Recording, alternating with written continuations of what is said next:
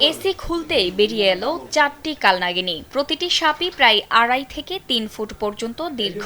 বরিশালের সদর উপজেলার চরকাওয়া ইউনিয়নের সাবেক ইউপি সদস্যের বসতঘরের এসির মধ্য থেকে উদ্ধার করা হয়েছে 3টি কালনাগিনী। তবে উদ্ধারের সময় পালিয়ে যেতে সক্ষম হয় একটি সাপ।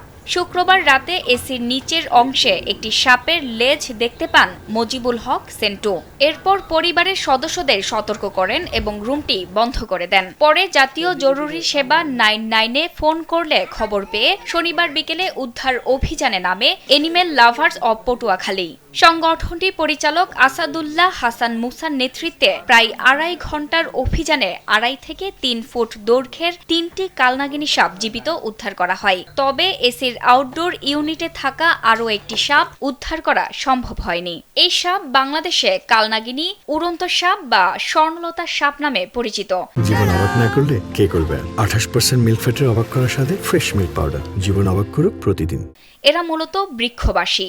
এক গাছের ডাল থেকে অন্য গাছে লাফিয়ে বাতাসে ভেসে চলে বলে এদের উড়ন্ত সাপ বলা হয়। এদের বিষ মানুষের জন্য মোটেও প্রাণঘাতী বা ক্ষতিকর নয়। এরা সাধারণত ছোট টিকটিকি, গিরগিটি, ইঁদুর, ব্যাঙ বা ছোট পাখি শিকার করে খায়।